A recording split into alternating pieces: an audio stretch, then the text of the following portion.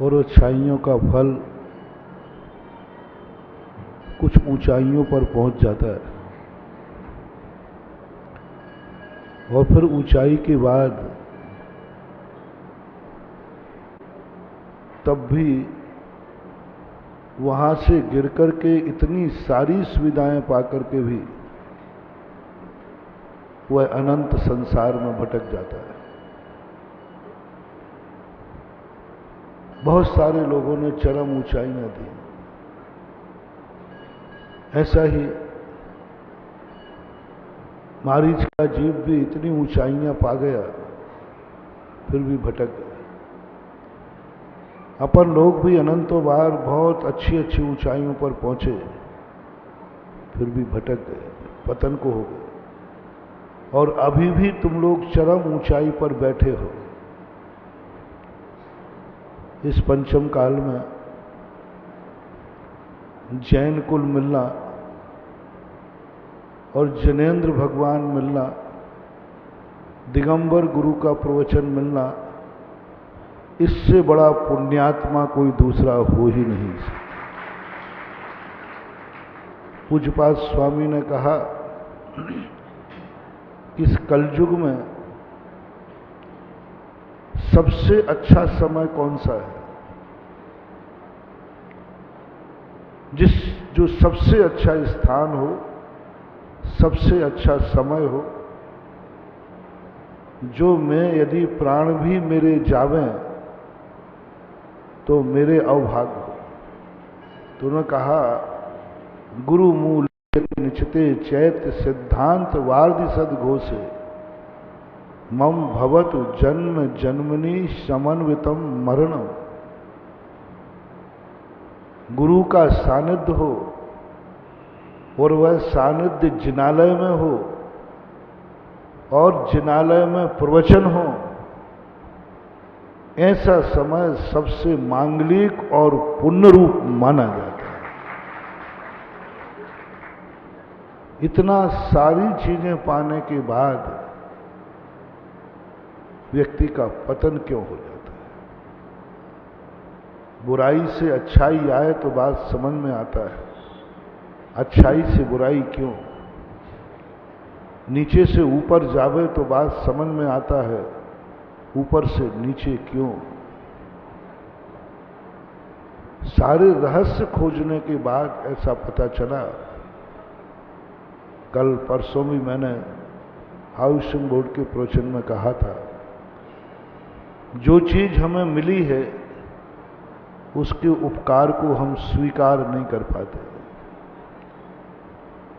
जो वस्तु ने हमारे ऊपर उपकार किया, हम उसका आभार नहीं मान पाते।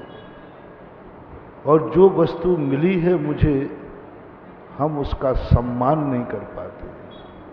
तीन बातें। क्योंकि मैं तुम्हारे उत्थान का रास्ता नहीं बताऊंगा, क्योंकि तुम पंचम काल में सर्वोत्कृष्ट पद पर बैठे हो। मैंने पहले ही कह दिया, अब मैं इससे ऊंचा तुम्हें ले नहीं जा सकता। पंचम काल में श्रावक जहां आप हैं, इससे ऊंचे जाने की अब कोई गुंजाइश नहीं। सब कुछ इससे ज्यादा है ही नहीं कुछ। जैन कुल में जन्म हो गया, आर्यखंड मिल गया, सब कुछ मिल गया। इसलिए मैं तुम्हें पतन से ऊंचाइयों पर लाऊं, क्योंकि तुम ऊंचाई पर बैठे हो, पूरे पुण्य का फल भोग रहे। इसलिए अब तो हमारे लिए उपदेश ये देना है कि अब ऊंचाई से गिर मत जाना। ऊंचाई पे तो आप पहुंचे, बिल्कुल पहुंचे। आपको मैं कहूं, हमारे शास्त्रों में कहा कि एक धीवर को उपदेश दो कि वो जैन कुल में जन्मे, एक मातंग को उपदेश दो कि वो शाकाहारी कुल में जन्मे। ऐसा आचरण बताओ उसका जो उसको आगे जैन कुल मिले। सारे शास्त्रों में उपदेश दिए। अब ये उपदेश तो तुम्हें देने की जरूरत नहीं, क्योंकि वो जैन कुल तो तुम्हें मिल गए। और जैन कुल मिलने के बाद कहा गया कि भगवान को पहचानो, ये मंदिर में जाने लग जाए, भगवान को पहचानने लग जाए, सच्चे गुरु की बात बताओ इसे कि सच्चा गुरु कौन, सच्चा भगवान कौन, सच्चा भगवान को तो भी वो बताने की जरूरत नहीं है, क्योंकि भीलवाड़ा के लोग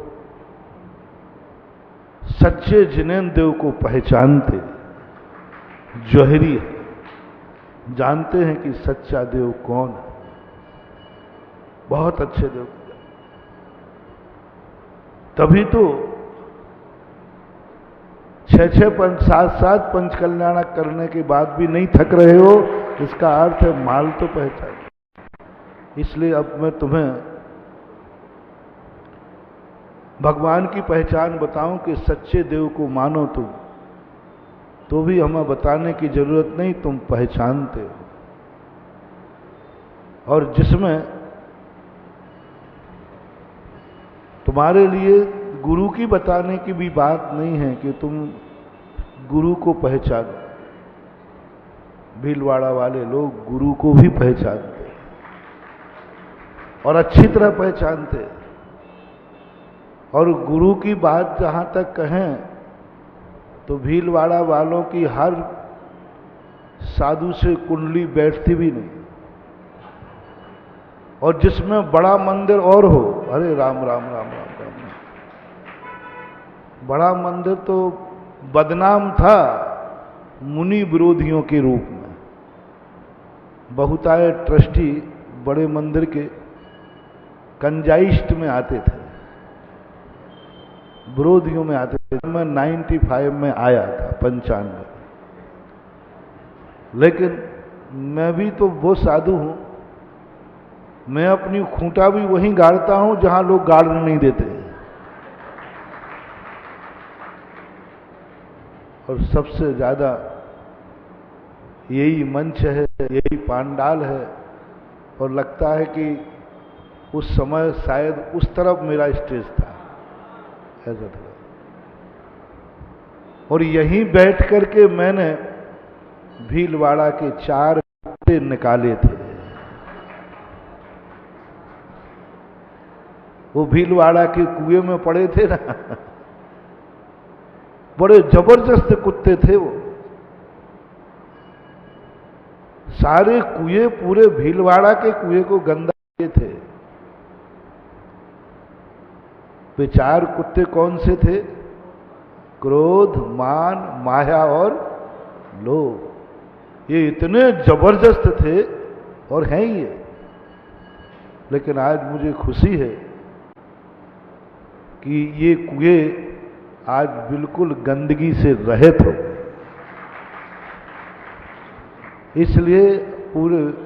इसलिए अब वो गंदगी निकालने की भी हमें जरूरत नहीं। अब मुझे जमादार बनने की जरूरत नहीं है। वो तो सब हो गए। बहुत अच्छा। और आज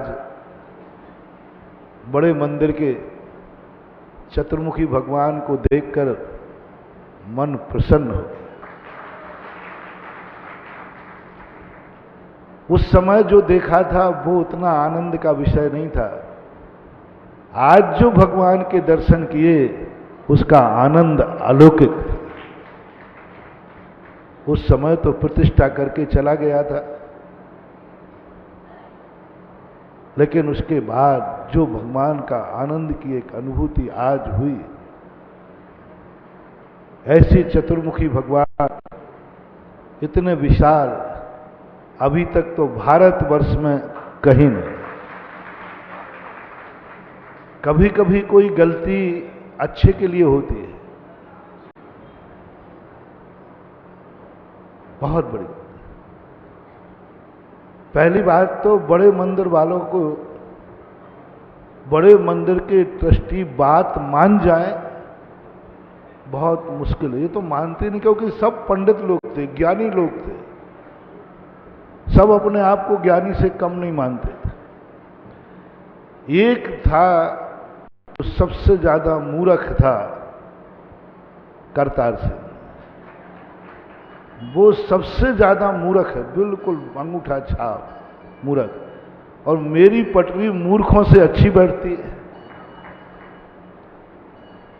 क्योंकि मैं भी ज्यादा ज्ञानी नहीं हूं, मैं भी सजाती हूं। मैं तो हमेशा अपने आप को अल्प ज्ञानी मानता हूं, क्योंकि अभी जो ज्ञान है वो ज्ञान शब्द प्रत्यय रूप है, श्रद्धा रूप है, प्रत्यक्ष ज्ञान रूप नहीं। और उस बात को लेकर के ऐसी बात बनी, जैसे तैसे वो तैयार हुए बड़े मंदिर, लेकिन यहां लाए तो एकदम स्तब्ध रह गया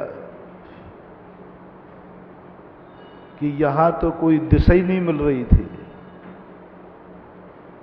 कोई प्लानिंग में नहीं थे, कोई भगवान आके बैठना थे, लेकिन जैसे ही कंपास लगाया सारी दिशा विदिशा। अब क्या करें, सामने अग्नि दिशा। अब मेरे से गलत काम हो नहीं सकता। और मेरे मन ने कहा देख लो, बड़ी मुश्किल में बड़े मंदिर वालों के दिमाग ठीक हुए हैं, छूको मत। तो प्रदीप भैया थे, हमने कहा क्या करूं, भली प्रस्ताव कैंसल हो जाए लेकिन गलत भगवान तो नहीं बैठा लूंगा दिशा में। एक रात का मौका लिया, रात भर में सुबह उठ करके भाव आया, अरे ये गलती नहीं है, ये गलती अच्छे के लिए है, चतुर्मुखी भगवान करो ना, दिशा का विकल्प ही नहीं है।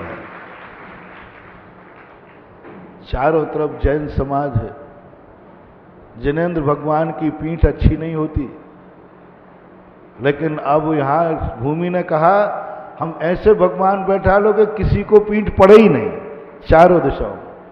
और बात बनते बनते इतनी अलौकिक बात बन गई कि भगवान की मुद्रा देखो, जब पास से एक टक लगा करके ऐसे लगता है कि देखते ही रहो। अभी इस मूर्ति की एनर्जी तो मैं बताऊंगा, अभी नहीं बताई, अभी मैं देखूंगा। देखने ही से पता लग रहा है कि मूर्ति में कुछ असाधारण है, जो इसने मुझे वेदी पर चढ़ने के लिए बाध्य कर दिया। मैं अक्सर कर नीचे ही से दर्शन करता हूं, दूर से ही दर्शन कर लेता हूं। और यहां भी जैसे ही मैं दूर से झुकने लगा, पता नहीं भगवान ने क्या कहा, नीचे के क्या, थोड़ा पास आ जा। और मैं वेदी पर चढ़ करके जब नमस्कार किया, एक आकर्षण, एक ऐसा आकर्षण जो साधु को भी खींच लेता है। भक्तांबर पाठ में कहा कि हे भगवान, मैं ही आपकी प्रशंसा नहीं कर रहा हूं, मुनि लोग भी क्या क्या आपको कहते हैं। एक श्लोक आया, मुनि महाराज भी आपको इन उपाधियों से संबोधित करते हैं। संसारी प्राणी तो अनेक अनेक परिस्थितियों से प्रभावित होकर आकर्षित होता है, लेकिन आपसे तो मुनि महाराज लोग भी आपको क्या क्या उपाधियां देते हैं। बहुत बहुत बड़ी विशेषता होती है जो मुनि के दिल को आकर्षित कर ले, मुनि के महाराज को आकर्षित करके और समर्पण की बात आ जाए, तो आज मैंने इन चारों मूर्तियों में देखा। मैंने अभी कल्प वृक्ष अच्छे से नहीं देखा, अभी तो मैंने भगवान को अच्छे से देखा है। कल्प वृक्ष तो है ही। तो ऐसी एक गलती करने पर, एक गलती भूमि की होने पर एक ऐसी चीज निखर के सामने आई। लेकिन बड़े मंदिर के ट्रस्टियों से मेरा कहना है कि जितना आकर्षण भगवान में है, जितना अलौकिकता भगवान में है, कंजूसी मत करना। ये मंदिर भी वैसे ही अलौकिक बना है। मंदिर में प्रवेश करते ही लगे कि मैं अकृत्रिम चैत्यालय में जा रहा हूं। अकृत्रिम चैत्यालय अभी नहीं लगा, अभी मूर्ति का आकर्षण है, मंदिर का नहीं है। मंदिर का अभी सूनापन है, मंदिर अभी भगवान के योग्य नहीं है। जो छवि भगवान की है, कल्प वृक्ष की है, वो छवि अभी मंदिर की नहीं है। मंदिर में अभी बहुत, जब भगवान अलौकिक हैं तो मंदिर भी अलौकिक होना चाहिए। तो हमें आपको मंदिर भेजने की जरूरत नहीं है, तुम खुद भगवान को समझ रहे हो, गुरु को भी समझ रहे हो। जैनियों को हमें ऊंचा उठाने की जरूरत नहीं है। अब तो डर ये लगता है कहीं इस ऊंचाई से गिर ना जाओ। आजकल मैंने जैनियों को जैनत्व का उपदेश देना जरूरी नहीं समझता हो, क्योंकि वो तुम सब जानते हो, जैन कुल में जन्म लिया। लेकिन सबसे बड़ी बात है वहां कहीं ये सारी अच्छाई इस जिंदगी में समाप्त ना हो जाए। जैसे वो 9वें ग्रेविक का देवता द्वादशांग पाकर के, शुक्लेश्या पाकर के, कितना बड़ा प्रकृति ने कर्म ने कहा ये बहुत पुण्यात्मा जीव है, इसको ऐसे स्थान पर भेजो जहां कोई पाप का निमित्त भी ना हो। 16 स्वर्ग तक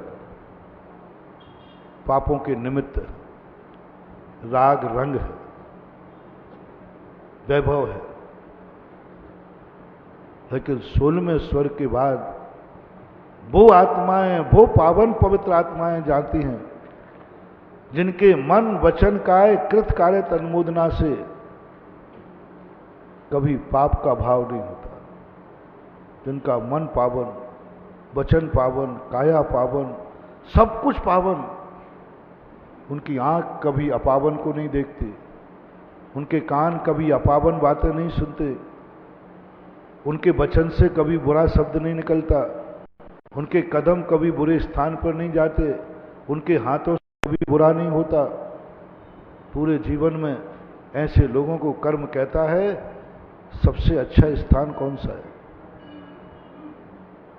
ये पावन आदमी 9वें ग्रेविक भेज दिया और ज्ञान कितना दे दिया, 24 घंटे पढ़ते ही रहता था। पढ़ने की ललक थी, स्वाध्याय की ललक थी, मुझे स्वाध्याय करना, स्वाध्याय करना। उन्होंने कहा ऐसा भेजो जन्म से इसे पढ़ना न पड़े, पूरा द्वादशांग का ज्ञान भाव प्रत्यय के रूप में मिले। 9वें ग्रेविक के देवताओं को पढ़ना नहीं पड़ता, जन्म लेते ही अंतर मुहूर्त के बाद पर्याप्त होते ही पूरे द्वादशांग का ज्ञान हो जाता है। कोई गुरु नहीं है पढ़ाने वाले, कोई शास्त्र नहीं है, समोषण में जाते नहीं है। कैसा ज्ञान, कैसी पुण्य प्रकृति उनकी। जन्मते ही अंतर मुहूर्त में पूरे द्वादशांग का ज्ञान। यहां तो जिंदगी भर पढ़े तो 4 अनुयोगों का पूरा ज्ञान नहीं कर पा रहा हूं, और वे देखो जन्म से ही पूरे द्वादशांग के ज्ञाता हो जाते। और उनको कहा करो चर्चा। फिर भी 9वें ग्रेविक का जीव अनंत काल के लिए भटक जाता है। क्यों, क्या कारण है? खोजने पर पता चला कि इतना सब कुछ उसे मिला था इसलिए कि सम्यक्त को प्राप्त हो जाएगा, सम्यक दर्शन को प्राप्त हो जाएगा।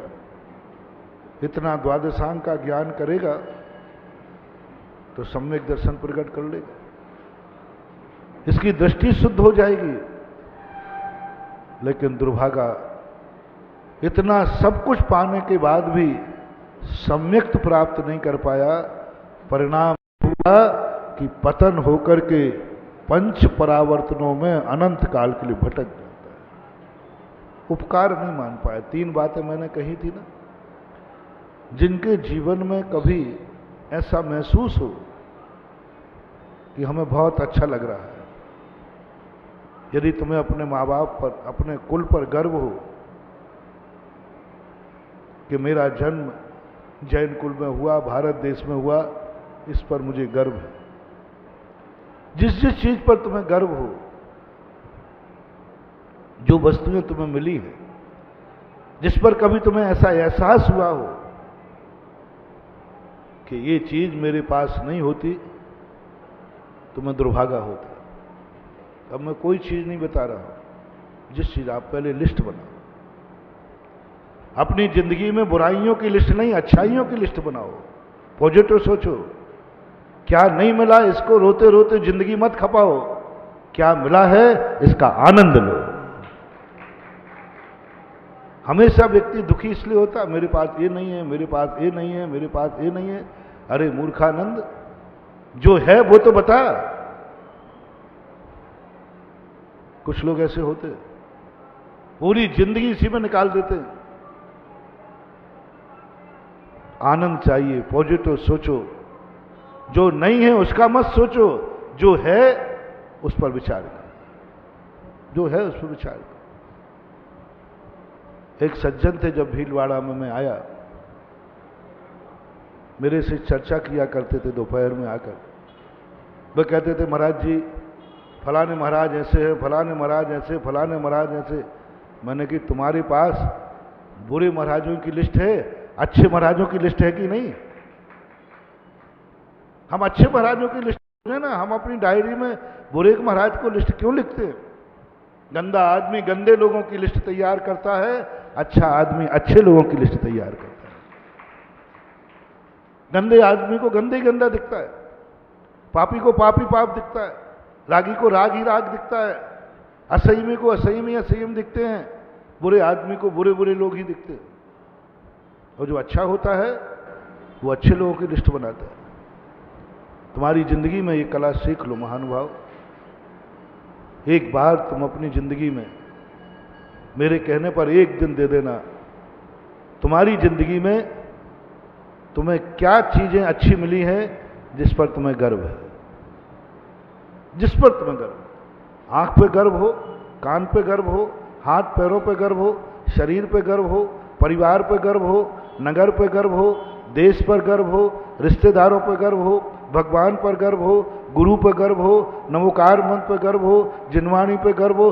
जिस पर, परिवार पर, बच्चों पर, बीवी पर, माँ पर, जिस पर तुम्हें मिलता हो, जो तुम्हें मिल गया है उसका एक बार लिस्ट बना लो बस। जो नहीं मिला उसकी नहीं कह रहा, उसके लिए मैं नहीं बनाऊंगा और ना मैं कहूंगा। जो नहीं मिला उसकी लिस्ट नहीं बनाना, जो नहीं मिला उसका भाव भी नहीं आना। आएगा भाव तो जो है वो भी चला जाएगा। सूत्र लो, मंत्र लो, जो तुम्हारे पास नहीं है, यदि उसकी लिस्ट तुमने मन वचन काय से बना ली तो सावधान हो जाना, जब तक तुम आंख खोलोगे जो था वो भी चला जाएगा। नियम है, सिद्धांत है, सबसे बड़ा सिद्धांत है। जो नहीं है उसकी हम बात करते हैं। आपके पास साइकिल है और आपका ध्यान मोटरसाइकिल पर जा रहा है, 6 महीने यदि आपने यही सोच रखा, 6 महीने बाद आपकी साइकिल भी बिक जाएगी, आप रोड पे आ जाए। नियम है, सिद्धांत है। कितने लोग होते हैं जिनका पतन होता है, पतन ही होता जाता है। क्यों?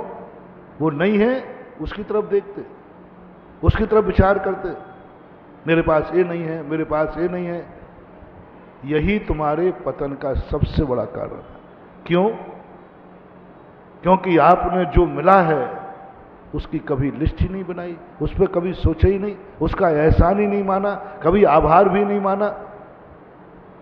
इसलिए एक बार मेरा कहना है आज, क्योंकि गंदगी तो मैं 1996 में कर गया था साफ, अब तो जो अच्छाई आई है उसको तिजोरी में रखवा दूं, बस इतना सा काम।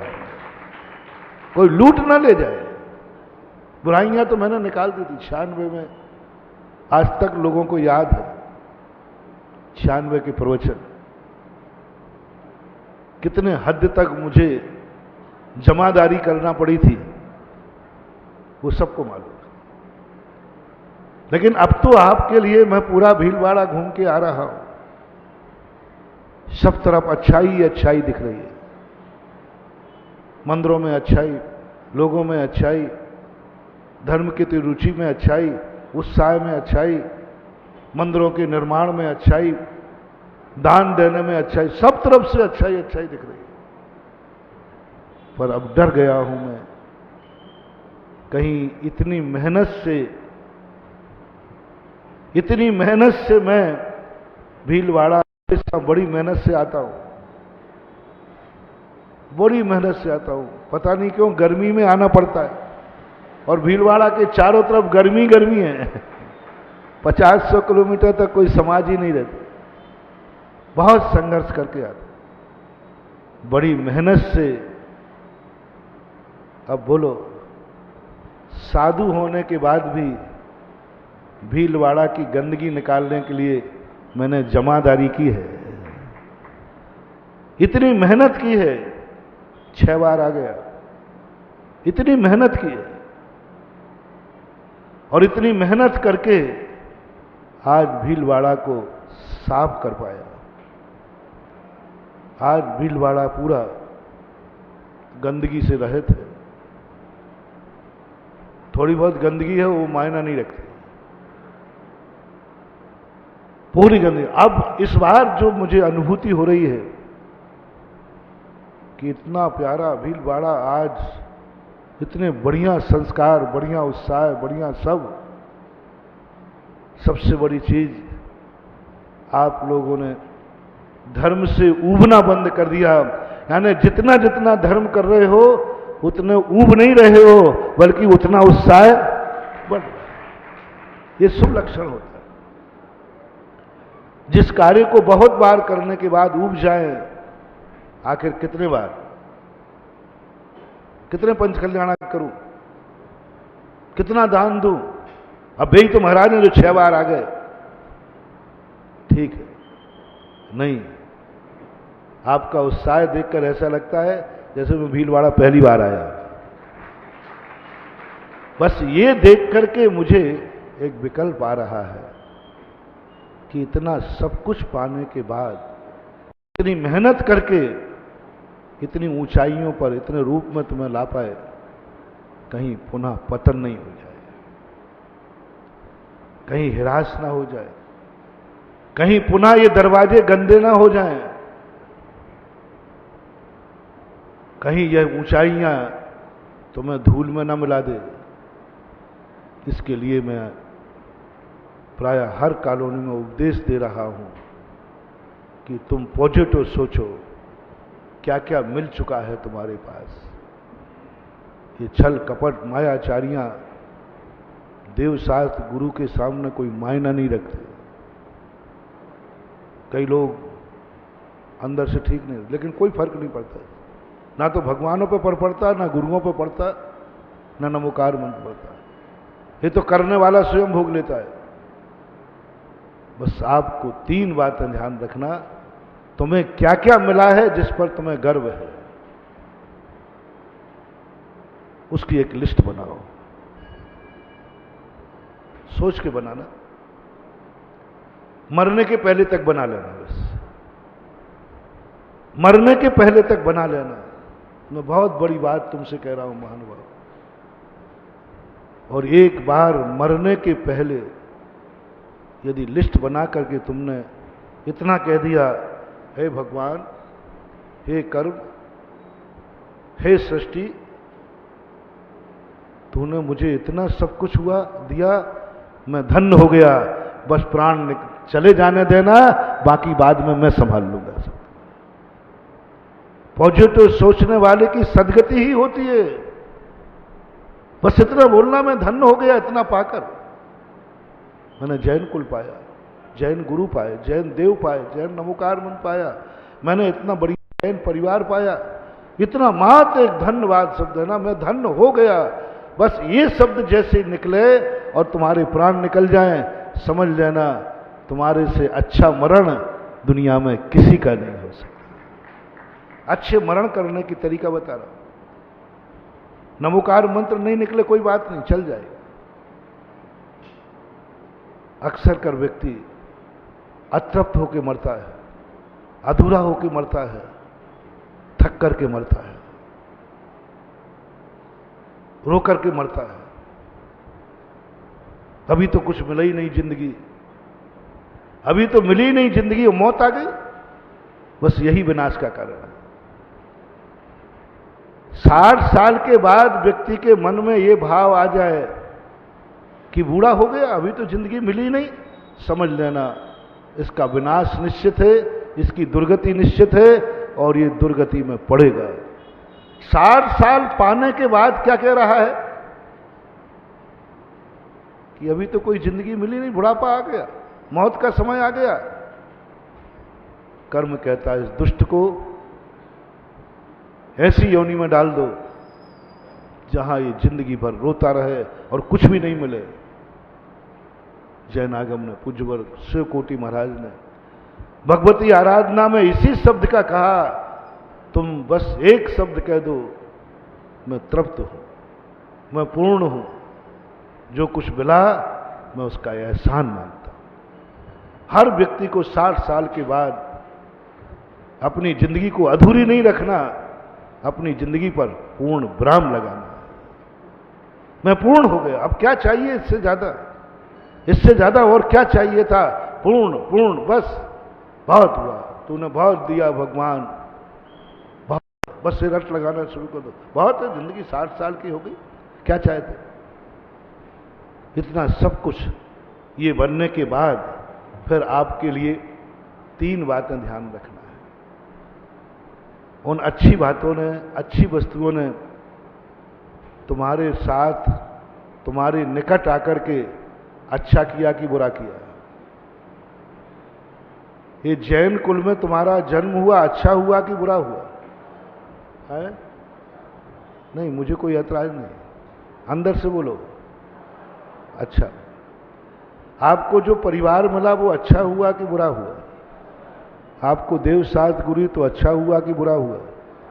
आपको आंख मिली, अच्छा हुआ कि बुरा हुआ? जल्दी बोलो। कान, हाथ, पैर, जो कुछ सब नीचे लिखो। इन सब ने हमारी जिंदगी को बहुत बड़ा सुहाना बना दिया, मैं इनका उपकार मानता हूं। जो नहीं है उनकी तरफ नहीं सोचना, पहले तो सोचो। मैंने अभी चतुर्मास में कहा था, आपके पास सूखी रोटी है, आप बिल्कुल मत सोचिए दिवाली का दिन है, जन्मदिन है और हाथ पे सूखी रोटी मिली है। आप बिल्कुल मत सोचिए कि ये कोई रोटी है क्या, दिवाली के दिन सूखी रोटी खाऊं, मत सोचना महानुभाव। अगली दिवाली पर वो भी नसीब नहीं होगी। प्रकृति के सिद्धांत मैंने समझ लिए, मैंने जान लिए। बिन मांगे मोती मिले, मांगे मिले ना। बहुत बड़ा पॉजिटिव, इतना बड़ा नेगेटिव, पॉजिटिव के बाद नेगेटिव, इतना भर तुम्हारे मन में भाव आ गया। दिवाली का दिन, दुनिया मिठाई खा रही है और मेरे हाथ में सूखी रोटी। मत बोलना महानुभाव, मन वचन काय से मत बोलना। बहुत बड़ा मंत्र शक्ति दे रहा हूं तुम्हें। अगली दिवाली पर तुम्हारे हाथ पर सूखी रोटी भी नहीं होगी। मैं देख रहा हूं सारी दुनिया का पतन, मैं देख रहा हूं 9वें ग्रेविक के देव का पतन, मैं देख रहा हूं जैन से जॉन बनने वालों की यात्रा। मात्र एक, बस एक मंत्र ले लेना। सूखी रोटी हाथ में है, दिवाली का दिन है, पड़ोसी की थाली मत देखना।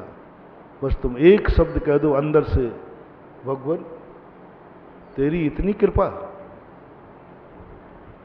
दुनिया में कुछ लोग ऐसे भी होंगे जो आज उनके हाथ पर सूखी रोटी भी नहीं होगी, कम से कम तूने सूखी रोटी दे दी, मैं तुझे थैंक्स, आभार मानता हूं। बस इतना कहकर के रोटी खा लेना।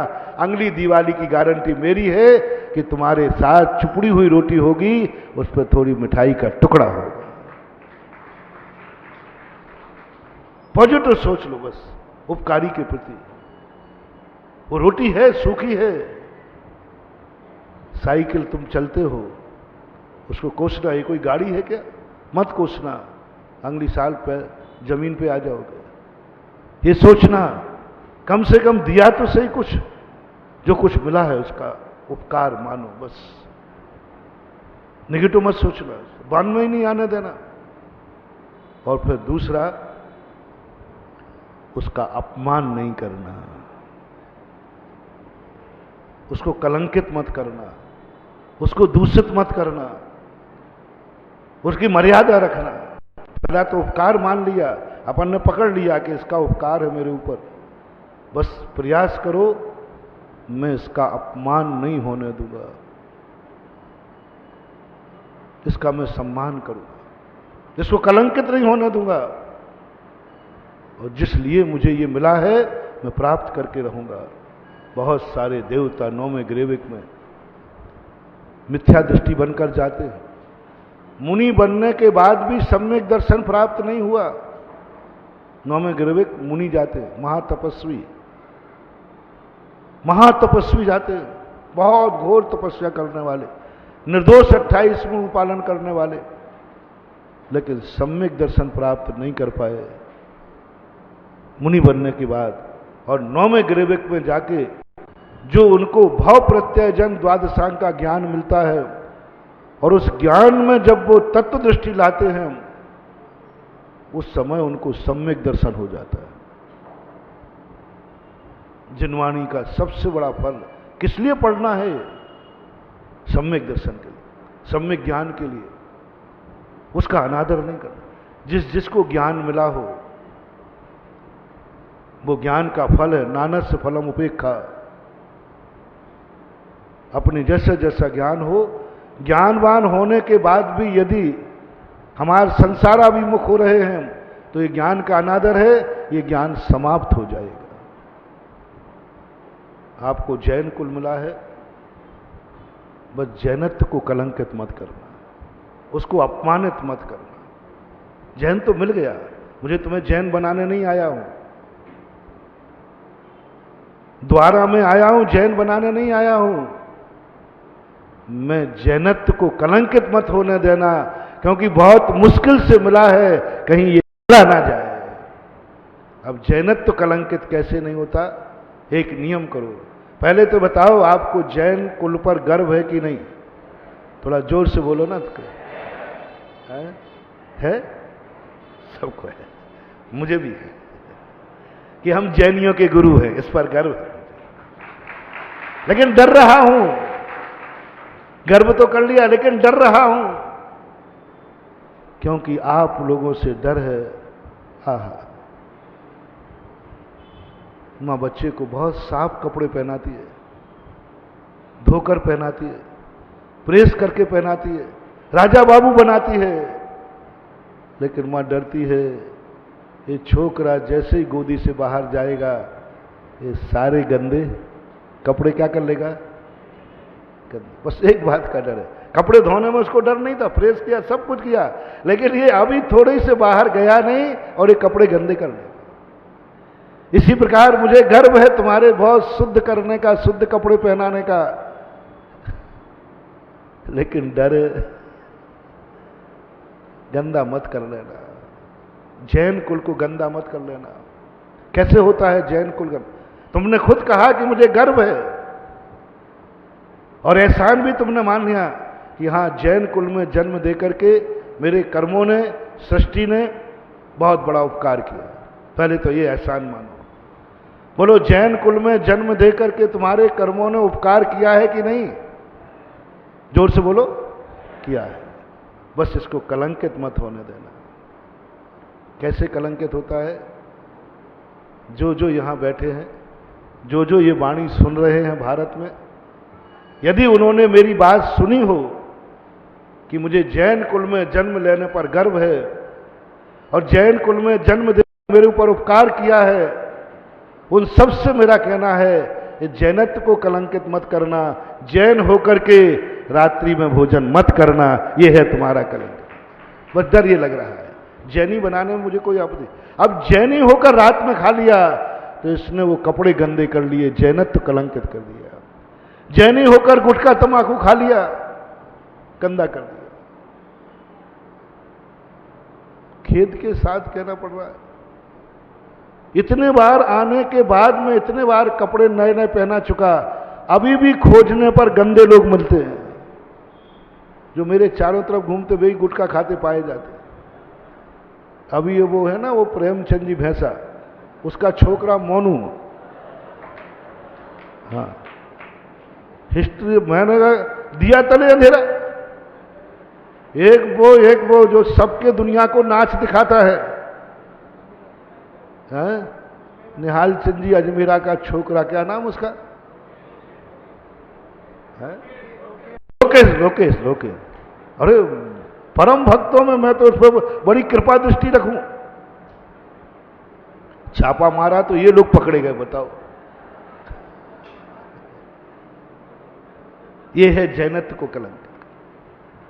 जैन कुल में जन्म लेकर के भी यदि ऐसे दुर्गुण आ गए तो बंधुओं ऊंचाई से गिरोगे। मैं सबसे ज्यादा कहता हूं, जैनी को सबसे ज्यादा खतरा है। ऐसे करने वालों को ऐसे कुल में जन्म लेगा, जो बाप के यहां जन्म लोगे तो वो शराब पीते हुए मिलेगा, जिनके यहां रात्रि भोजन क्या अभक्ष भी सेवन होते होंगे, सब हो गए, क्योंकि पतन का कोई अंत नहीं होता। बस जैनत्व को मत करना। जिन जिन चीजों से जैनत्व कलंकित होता है उसका अपमान मत करो। जब जैनी होकर तुम गुटखा खाओ, जैनत्व का अपमान है। जैनी होकर रात में भोजन करो, जब जब तुम रात्रि में भोजन करो, बस आज मेरी बात ध्यान रख लेना, गुरु ने कहा था जैनत्व कलंकित हो रहा है। और कौन सा जैनत्व? तुम अब बड़े बालक हो, छोटे बालक नहीं हो। जब तुम कपड़ा गंदा करो तब तुरंत सोच लेना, मेरी मां ने ये कपड़ा धोया है, धोबी ने नहीं। बच्चे के कपड़े कौन धोता है? मां, पूजनी मां, पूजनी मां। अपूज्य व्यक्ति कपड़े धोता होता बाद, पूजनी मां ने कपड़ा धोया है, पूजनी मां ने मुझे नहलाया है, पूजनी मां ने मेरी नाक पोंछी है, पूजनी मां ने मुझे गंदगी साफ की है, पूजनी मां ने। पूज्यों से सेवा नहीं कराई जाती, पूज्यों की सेवा की जाती है। और तुमने तो वो कपड़े पूजनी से धुलवाए, 2 मिनट में गंदे कर लोगे। सावधान, जब गंदे करने की बात आए तुरंत मां ध्यान आना चाहिए, ये कपड़े किसने धोए थे? मां ने। बस आज तुमसे भी मैं कहना चाहता हूं, तुम्हें साफ किसने किया? तुम्हारी गंदगी साफ किसने की? तुम्हें अच्छे कपड़े किसने पहनाए? पूजनी गुरु ने, पूजनी जिनवाणी ने, पूजनी जिनेंद्र। सावधान, जब तुम रात में खाओ और जैनत्व को कलंकित करो तो ध्यान रखना, इस जैन कुल में जैनत्व मेरे गुरु ने लाया है और मुझे गुरु ने पावन बनाया है, इसको गंदा मत करना।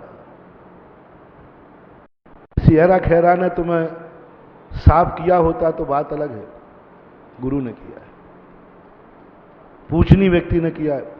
पूजनी व्यक्ति ने तुम्हें रास्ता दिखाया, पूजनी व्यक्ति ने तुम्हें साफ किया, पूजनी व्यक्ति ने भीलवाड़ा में जमादारी की, पूजनी व्यक्ति ने तुम्हारे जैसे पापियों के हृदय में झाड़ू लगाई।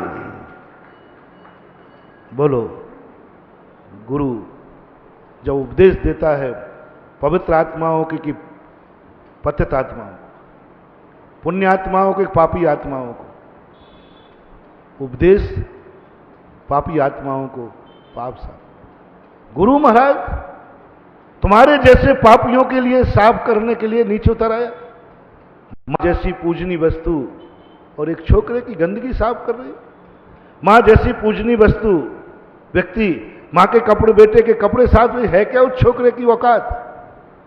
बोलो बंधु, मां और बेटे में मां के सामने छोकरे की औकात बताओ कितनी है?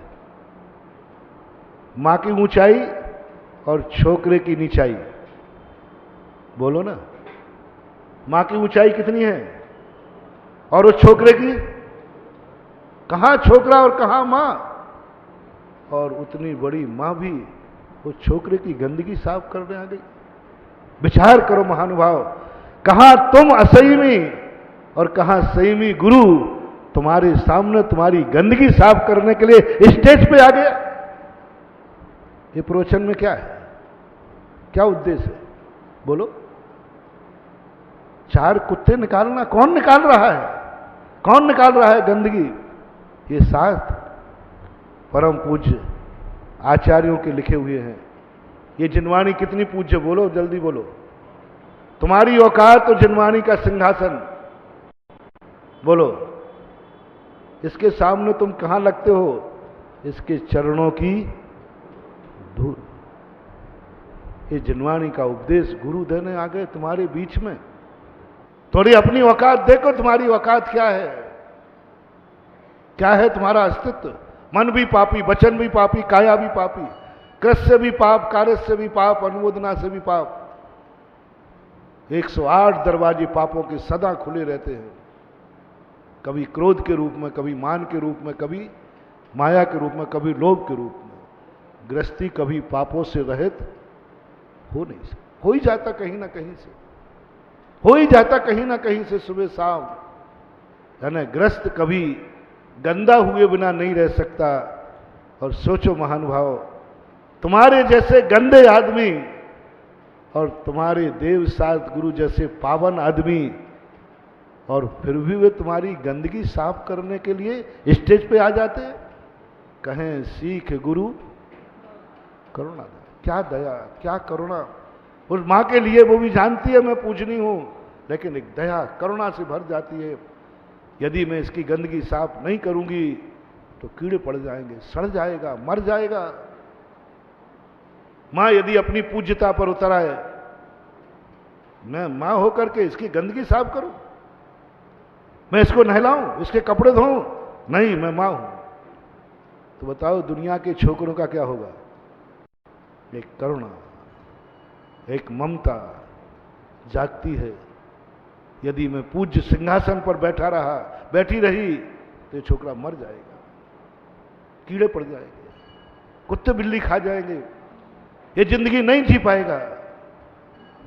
मां ये सब छोड़कर, एक करुणा का आनंद आता है और वो सब कुछ छोड़ करके बच्चे की गंदगी दूर कर देती है। महानुभाव, यही दशा तुम्हारी जिनवाणी मां और गुरु में होती है। यदि ये पूज्यता के सिंहासन पर बैठे रहें, मैं इन पापियों को सुधारने जाऊं, इन मन वचन काय के काले लोगों को सुधारने जाऊं। और भगवान भी यदि यही सोच लेता, मैं भगवान अनंत चतुष्टय का धनी हूं, मैं इन पापियों को उपदेश नहीं दूंगा, तो बोलो इस दुनिया का क्या होता? अपन लोग मर गए होते, अपनी जिंदगी खत्म हो गई होती। आज अपना जैन और दुनिया रहती या नहीं रहती, लेकिन जैन जाति और जैन कुल और जैन धर्म तो खत्म हो गया होता यदि जैन देव ने अपना सब कुछ पूज्यता के पद को ताक पर लगाकर अपन जैसे पापियों को सुधारने के लिए समूह क्षण में बैठकर उपदेश दे दिया। और आज वही परंपरा चल रही है। भगवान तो नहीं है, उनका पद गुरु ने संभाला। वे सब जानते हैं कि तुम कितने गंदे हो, सब जानते हैं, सब मालूम है कि कितने गंदे हो, लेकिन उसके बावजूद भी बार बार सुधारने का भाव करते हैं। बस जब भी तुम्हें गंदा होने का भाव आवे, तब तब तुम एक ही बात सोचना, ये साफ कपड़े किसने पहनाए हैं, ये साफ कुल किसने दिया है, ये साफ जाति किसने दी है, ये स्वच्छ और पवित्र धर्म किसने दिया है? कोई महान शक्ति ने दिया है। बस मैं भूखे मरूं तो मर जाऊं, कितनी तलब लगे तो लगे, मैं रात में नहीं खाऊंगा, मैं मरूं तो मर जाऊं, अभक्ष नहीं खाऊंगा, मैं कुछ हो जाए अपने जीवन को कलंकित नहीं होने दूंगा। यदि इतना तुमने कर लिया तो तुम जहां हो वहां पर टिके रहोगे। अब मैं मंदिर की बात करता हूं कि तुम्हें गर्व है कि ये मंदिर बना चतुर्मुखी है? बोलो, अच्छा गर्व है कि नहीं? भगवान पर गर्व है कि नहीं? जिनेंद्र, तो बस इसका अपमान मत करो, बस इतना ध्यान रखना, इसका अपमान मत करना, इसको सदोष मत करना, इसका सम्मान करना, इसका सम्मान करना, क्योंकि तुम्हारे लिए एक बहुत बड़ी निधि मिली है जो कभी असंभव नहीं। जैसे अभी अशोक बाबू कह रहे थे कि कभी भीलवाड़ा में ऐसा सोचा भी नहीं था कि ऐसा मंदिर बनेगा और ऐसा कल्पवृक्ष होगा और ऐसे भगवान, मैंने भी नहीं सोचा। तुम्हारे पुण्य से ये बात हुई है। बस मेरा एक ही संदेश है भीलवाड़ा वालों, इस मंदिर का सम्मान करना। कम से कम जितने लोग इनका मानते हैं कि अलौकिक है, वे कम से कम सुबह उठ करके एक बार इनके चरणों में जरूर आए। भीलवाड़ा से भी मैं कहता हूं, जो यहां के रिलेटेड लोग हैं, बड़े मंदिर से रिलेटेड लोग हैं, पहले बड़े मंदिर के जो ट्रस्टी हैं उनको, बड़े मंदिर जो वो कौन सी गोट है, अजमेरी गोट, अजमेरी, हाँ, अरे यहां गोट का बड़ा महत्व है। अजमेरी गोट, अजमेरी गोट पर तो अजमेरा मर जाए। अजमेरों की गोट, अजमेरी गोट, अब चाहे इनके बाप की हो, इन्होंने कुछ नहीं किया हो। अरे तो मेरा अजमेरी गोट वालों से कहना है, यदि तुम्हें इस मंदिर पर गर्व है, इन मूर्तियों पर गर्व है, तो जो अजमेरी गोट के अंदर आते हैं और जिस मोहल्ले में रहते हैं, इन भगवान का गंदोदक लिए बिना एक दिन भी मत गुजारना। गंदोदक यानी अभिषेक किए बिना इनका अपमान मत करना, सम्मान करना। और जिनेंद्र देव का सम्मान क्या है? उनके चरणों पर 2 बूंद डाल करके माथे पे लगा लेना, यह सबसे बड़ा जिनेंद्र देव का। लोग ट्रस्टी तो बनते हैं झगड़ के, बपोती मानते, ये मंदिर हमारी गोट का, ये मंदिर हमारा, दूसरा यहां प्रवेश नहीं करेगा। और अजमेर में तो पुराने मंदिरों में तो सब यही हाल है। यहां पर ये अजमेरियों का है, वो आगे चौधरियों का है शायद, है ना, ऐसे पूरा पता नहीं है, थोड़ा सा भूल हो सकती है, कोई चौधरियों का, कोई और पर वो कोई भैंसों का है वहां पर, वो आगे है ना एक मंदिर, सब बांध के रखा है। कोई बात नहीं, कम से कम सुन लो रे कान खोल करके, जो जिस मंदिर का ट्रस्टी है, जो जिस गोट में आता है, उस गोट का स्वयं और परिवार के लोग प्रतिदिन आकर भगवान का अभिषेक नहीं करते हैं, तो उनकी जिंदगी में ऐसा दिन आएगा कि अगले भव में जिनेंद्र देव का मंदिर नहीं मिलेगा। ऐसे स्थान पर आजीविका कमाओगे जहां जिनेंद्र देव का नाम लेने वाला भी नहीं मिलेगा, क्योंकि तुम जिनेंद्र देव की गोट में होकर के भी अभिषेक पूजन नहीं करते। क्या मैं ये मान लूं कि अजमेरों की गोट का हर ट्रस्टी यहां अभिषेक करने आता है? किस बात का अधिकार? भगवान के ऊपर बपोती का?